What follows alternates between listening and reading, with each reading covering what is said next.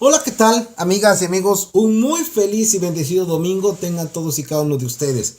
Estamos llegando al final de esta primera parte del tiempo ordinario, ya que el próximo miércoles entraremos con la imposición de la ceniza al recorrido de la Cuaresma y de la Pascua, que nos llevará a vivir la experiencia de la victoria de Cristo muerto y resucitado.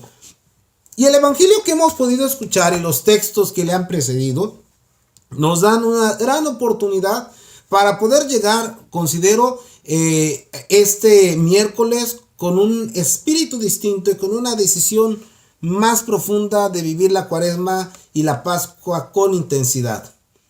¿Por qué lo digo? Por lo siguiente, miren, la lepra en el Antiguo Testamento y en todo el Medio Oriente era una de las enfermedades con mayor posibilidad de contagio. Tan es así que por eso se tomaban medidas sanitarias de prevención, como de mandar a las personas a vivir aparte y demás. Pero en el Antiguo Testamento esto tenía una forma muy fuerte de comprensión. Tan es así que en el libro de Levítico, para ser exactos, el capítulo 13 y el capítulo 14 están íntegramente dedicados a todo lo que implica la lepra. De hecho, por eso la primera lectura está tomada del capítulo 13 en los versículos finales. Dentro de las tantas cosas que la lepra implicaba, era esa separación social de la familia, los amigos, etcétera, pero también implicaba la separación de Dios. ¿Por qué? Porque aunque era verdad que el leproso podía orar desde su casa, desde el lugar donde estaba recluido, sin embargo no podía asistir al templo, no podía asistir a la sinagoga y escuchar la palabra de Dios. Por eso es interesante ver a este hombre, en lugar de alejarse de Jesús, acercársele y decirle: si quieres, puedes limpiarme. El texto de San Marcos en este sentido también es muy interesante por lo siguiente. En el texto original griego, el verbo que se ocupa puede entenderse de dos maneras. Puede traducirse como "y Jesús tuvo asco de aquel hombre", o puede traducirse como "y Jesús sintió el dolor de aquel hombre". En ambas traducciones la enseñanza es muy profunda. ¿Por qué? Porque Cristo, en lugar de dejarse llevar por el asco que implicaba a su ser humano el reaccionar ante el olor, ante el aspecto, etc., no se deja dominar por esto y ni decide en base a la impresión, sino que actúa con misericordia y toca a ese hombre, algo impensable. O por otro lado, lo que Cristo hace, si ocupamos la segunda traducción posible, es que en verdad no nada más siente lástima, sino que hace suyo el dolor de aquel hombre y precisamente lo toca y se deja y deja más bien y hace que ese hombre tenga una vida nueva al ser curado, al ser sanado totalmente, al ser limpiado de la lepra.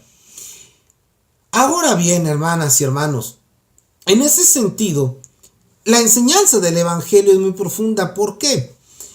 Así como una enfermedad no puede ser curada por uno mismo, porque ya sea que recurrimos a remedios caseros o a un especialista, un médico, etc., lo mismo pasa en ese sentido con otros aspectos de nuestra vida y principalmente con el pecado. De hecho, en el Antiguo Testamento, el símbolo del pecado, uno de los símbolos del pecado era la lepra, por todo lo que implicaba. Ahora, en ese sentido, hermanas y hermanos, ¿por qué? Porque es que lo que sale de nosotros, y lo ha dicho Jesús en el Evangelio de Marcos, capítulo 7 para ser específicos, es el pecado. O sea, incluso las cosas buenas están manchadas por egoísmo, por fanfarronería, por pereza, por envidia, por lujuria, etc. Y entonces, si alguien dijera: no, yo puedo ser mejor por mí mismo, yo puedo hacer las cosas mejor, yo no necesito a Dios, miente. Y miente porque no se puede. Tal vez uno de los textos que a mí me han ayudado a entender más ese punto, además de la Biblia, está en una de las novelas de las Crónicas de Narnia, en uno de los libros. Si ustedes vieron la película de El Viajero del Alba, que es uno de esos libros, recordarán que hay un muchacho. Este muchacho se llama Eustace. Eustace es soberbio y en su soberbia llega a querer quedarse con todo el tesoro que había encontrado en una isla, y esto lo lleva a convertirse en un dragón.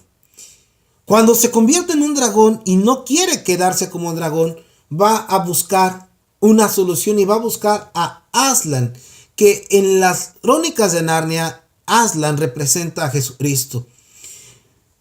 Y entonces, queriendo cambiarse a sí mismo, empieza a arrancarse las escamas de dragón, la piel de dragón. ¿Qué pasa? Termina de arrancarse las escamas y resulta que debajo de esas escamas hay más escamas. Lo vuelve a hacer y hay más escamas. Y entonces en un momento de dolor dice, no puedo. Y es entonces cuando Aslan le dice, déjame hacerlo.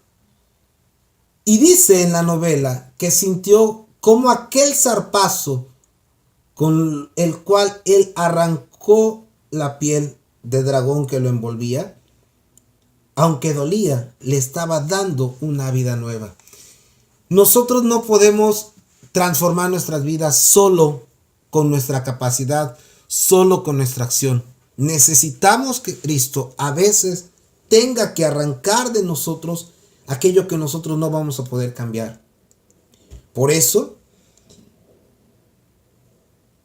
entender que Dios me ama como soy y quedarme igual es una mentira. Y cuidado, porque a veces hasta en los retiros se llega a decir esa frase. Si Dios te ama como eres, pero no para dejarte así como estás, sino para transformarte, para hacerte mejor, para volverte distinto.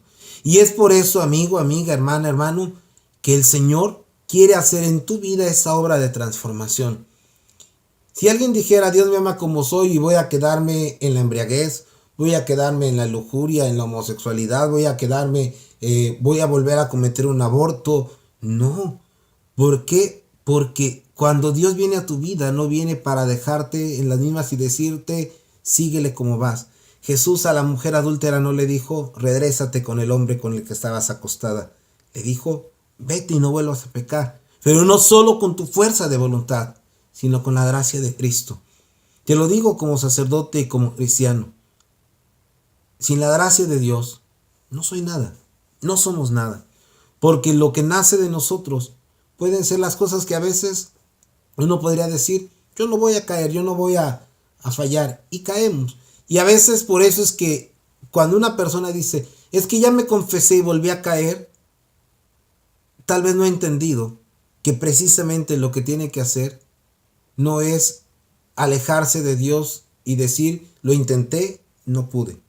Sino más bien es volver a Jesús y volverle a decir, tú puedes limpiarme. Por lo tanto, mis amigos, mis amigas, mis hermanos y hermanas, ánimo. Dejemos que Jesús venga y transforme nuestra vida. Por eso, San Pablo, cuando dejó que Jesús transformara su corazón, podía llegar a decir lo que hemos escuchado en la segunda lectura. Ya sea que coman, ya sea que beban, todo háganlo para la gloria de Dios. Y si dejan actuar a Dios en su corazón, no provocarán escándalo en los demás. No provocarán que los demás digan, mira, dice que ama a Dios y hace lo contrario. No, sino que más bien mostraremos que podemos hacer las cosas no desde el egoísmo y desde el pecado, sino desde dejar actuar a Dios. Y si hemos fallado, volver a acercarnos a Él para dejarnos transformar. Por eso, el Papa Francisco lo decía en la semana pasada, en las misas que él celebra a diario en el Vaticano. El pecador puede llegar a convertirse en santo, porque reconoce que ha fallado, pero se vuelve a acercar a la misericordia de Dios para dejarse salvar. El corrupto no, porque el corrupto dice, así soy, así me quedo, y que Dios se amuele y me acepte como soy y que le haga como quiera. No, déjate de verdad salvar, déjate de verdad que Jesús transforme tu vida y así tú puedas transformarte como Él lo quiere, como Él lo puede hacer. De verdad, ánimo. Te lo digo desde el corazón. Esto es una de las aventuras más grandes. Dejar que Dios transforme nuestro corazón. Porque por nosotros solos no podemos. Solo Él lo puede hacer. Porque Él sabe en qué medida tiene que actuar en nuestras vidas. Que Dios te bendiga y te conceda confiar siempre en Él. En el nombre del Padre, del Hijo y del Espíritu Santo. Bendiciones.